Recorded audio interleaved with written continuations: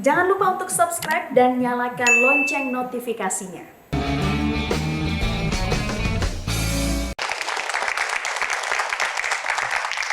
Ya, mungkin kasih gambaran sedikit ya, bagaimana perjalanan itu terjadi. Ini kan naik motor trail sama satu lagi motor Supra. Sementara perjalanan kami ini kan masih sampai di Medan ya kan ya. Jadi 26 sungai ini masih sampai di Kota Medan, di Kota Medan, Sumatera Utara. Oke. Ya baru 2 penyeberangan sih kemarin. Jadi yang di Lampung Jadi ini di naik Bakahuni ferry, ya dibawa di ferry, terus ini motor ini. naik terus kemudian kita di Aceh itu kita sempat ke Sabang. Ya di titik nolnya Indonesia itu juga nyebrang naik ferry ke sana. Kemudian kalau yang di beberapa wilayah kayak di Bengkulu di pusat latihan Gajah Seblat itu ya karena perahunya kecil jadi kita mau lihat ke hulu akhirnya motor kita taruh di dermaga kemudian kita baru naik perahu kecilnya untuk lihat pelatihan gajah itu kan ya. Jadi menyesuaikan dengan situasi dan kondisi di sana ya. Jadi sebenarnya kita tuh pengennya setiap sungai itu memang mewakili kondisi di hulu, di tengah dan di hilir itu. Jadi kita ingin membandingkan kemudian kondisi yang masih belum ada kontaminasi dengan yang sudah tercemar. Jadi semaksimal mungkin kita akan menggunakan motor sampai ke hulu. Kalau tidak bisa kita pakai moda yang lainnya. Salah satunya dengan perahu tadi itu. Nah, sekarang deteksi itu apa yang dilakukan? Tadi kan mengambil sampel-sampel air ya. Dengan peralatan apa? Dan kemudian hasil dari ini dibawa kemana? Awalnya kita punya 14 parameter yang kita bawa. Jadi mulai dari parameter TDS, total dissolved solid, kemudian Apa itu? Bisa dijelasin dikit? jadi itu kandungan mineral atau ion yang terlarut di dalam air. Itu biasanya indikator kalau sungai itu udah ada kontaminasi logam berat seperti itu. Kemudian kita bawa parameter klorin, itu biasanya dari aktivitas perkebunan atau pemupukan. Kemudian kita juga bawa parameter fosfat, itu untuk mendeteksi kontaminasi dari limbah rumah tangga, jadi deterjen, cuci dan seperti itu. Selain parameter fisika, kemudian kita juga bawa parameter logam berat. Jadi ada besi, kemudian ada tembaga dan ada mangan. Kemudian kalau Mas Brigi ini lebih spesialis ke mikroplastiknya. Mikroplastik. Jadi kita punya alat kecil begitu. Jadi modifikasi kami kemudian juga bawa mikroskop portable itu. Jadi tadi di gambar tadi saya menunjukkan bagaimana kita ngambil sampel 100 liter air, kemudian itu kita amati di mikroskop bersama-sama dengan masyarakat, anak sekolah, mahasiswa, orang kampung untuk melihat ada plastik di air kita. Jadi memang karena kan perilaku masyarakat kita yang masih membuang sampah ke sungai itu menjadi problem besar kita. Nah, sekarang kita ke Mbak Daru. Ya, Mbak Daru ini cerita sedikit ke belakang ya. Berkaitan dengan 3 sungai di Jawa yang tadi dijelaskan deteksi.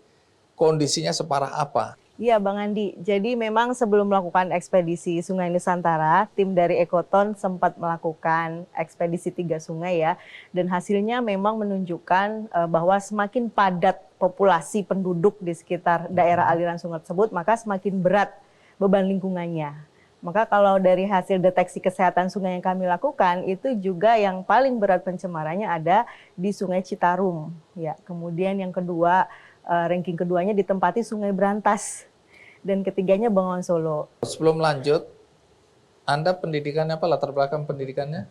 Iya, saya itu S1, S2, S3-nya memang di bidang lingkungan hidup ya. Jadi sehari-hari dan sebelum beraktivitas di Ekoton ya, saya memang hobi atau senang sekali dengan aktivitas-aktivitas di lingkungan, termasuk di situ di sungai dan ya di kawasan pantai gitu. Baik, oke, supaya saya juga yakin dengan hasil.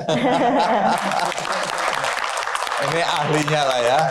Nah, hasil dari 3 sungai itu apa? Pencemarannya kan berbeda-beda tuh. Iya betul Bang. Bisa cerita. Jadi kalau untuk yang di Sungai Citarum, kita tahu bahwa daerah Jawa Barat itu kan pusat industri tekstil ya. Dan di situ memang dari tim ekspedisi 3 sungai menemukan ya di kawasan seperti Tasikmalaya gitu ya. Dan beberapa kota lain, kabupaten lain di Jawa Barat itu juga kondisi Sungai Citarumnya itu sudah tercemar dengan logam berat misalnya, jadi TDS-nya tinggi. Ini menarik, walaupun belakangan kan Presiden saking marahnya memerintahkan agar satu tim dibentuk untuk membersihkan ya. Karena memang program Citarum Harum itu ya Bang Citarum ya. Harum, Pak Doni Monardo ya. Itu memang ada memberikan sedikit perbaikan ya di beberapa segmen sungai, tapi ternyata memang ada segmen-segmen lain yang masih belum tersentuh dengan program Baik, Citarum saking Harum. panjangnya dan luasnya Saking itu panjangnya, Citarum ya. itu. Dan kita butuh solusi yang lebih sistematis. Jadi kalau yang Citarum Harum itu melibatkan banyak personil militer TNI. dan TNI dan juga masyarakat digerakkan, tapi kita butuh juga intervensi dalam hal regulasi, khususnya dalam rencana tata ruang wilayah agar koordinasi ya antar pembangunan di satu kabupaten kota di seluruh Das Citarum ini bisa lebih terkendali, dan juga penegakan hukum, pengawasan yang memang menjadi kewenangan instansi lingkungan hidup itu bisa lebih diperkuat seperti itu, Bang. Oke, kemudian 2 sungai lainnya apa yang terjadi? Nah, kalau 2 sungai lainnya Oman untuk Solo, Brantas ya, Brantas. itu yang ranking kedua. Kalau di situ industri yang dominan adalah industri kertas. Memang masalah yang ditimbulkan dari limbah kertas ini ya pencemaran limbah cair dan juga sampah padatnya yang bisa mencemari daerah sekitar sungai gitu. Oke. Kalau Bengawan Solo? Kalau Bengawan Solo industri tekstil juga, tapi lebih ke industri tekstil yang Nggak terlalu tradisional masif lah ya. lokal, batik gitu. Meskipun ada beberapa industri besar juga. Dari karakter ketiga sungai ini sama-sama ada masalah yang sama, yaitu masalah sampah. Dampak yang ditimbulkan dari pencemaran ini terhadap kehidupan manusia apa? Ya tentunya karena sungai ini kan sebenarnya sumber kehidupan kita, sumber air bersih, sumber air minum, air irigasi, juga sumber makanan kita dari juga protein ya, sumber protein seperti perikanan juga kita dapatkan dari sana. Jadi kalau sungai kita tercemar, tentunya kita pun juga sangat beresiko gitu, bisa terdampak dengan pencemaran yang ada di sungai kita. Baik, ini menarik ya. Sesuatu yang mungkin kita agak abai dalam kehidupan kita sehari-hari. Terima kasih ya Mbak Daru. Jangan kemana-mana dulu, nanti akan saya tanya-tanya lagi. Nah, kembali kepada ekspedisi atau ya ekspedisi Sungai Nusantara. Dari pengalaman Anda berdua ya, bagaimana Anda memotret kehidupan masyarakat di sepanjang sungai? Ya sungai itu kan memang penting ya kan ya, bagi semua masyarakat ya kan ya. Ya. Kemudian di beberapa kota itu yang kita temui itu kan orang harus mengeluarkan biaya yang lebih untuk mereka harus beli air gitu kan ya. Ya kan? Karena dulunya mereka menggunakan sungai untuk minum, untuk mandi dan cuci, tapi sekarang sungai itu hanya bisa digunakan untuk mandi dan cuci saja. Untuk minum mereka harus mengeluarkan uang yang lebih.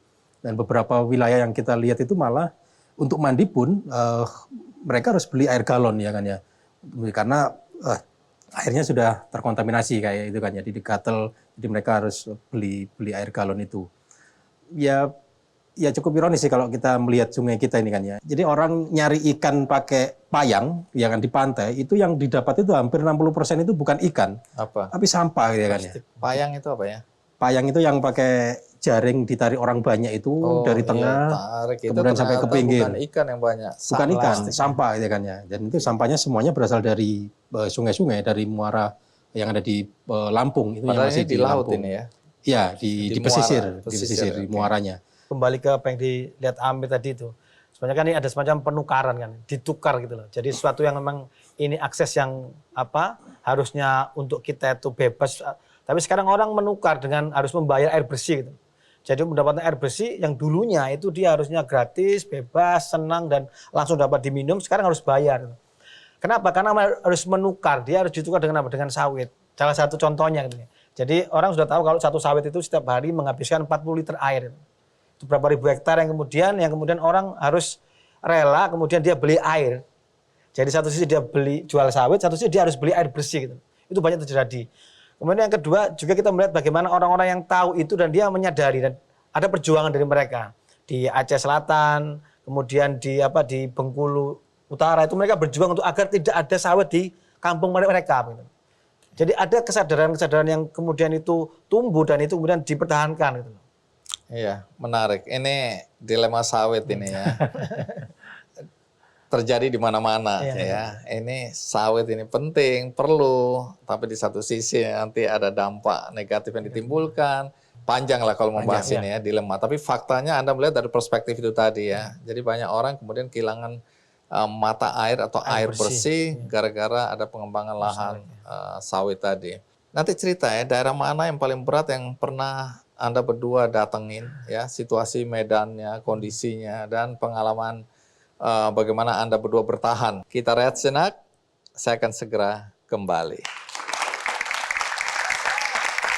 Ada satu kebijakan yang menarik. Kita punya PP nomor 22 tahun 2001, di situ disebutkan baku mutu sungai itu adalah di atas sungai tidak boleh ada sampah, nihil sampah.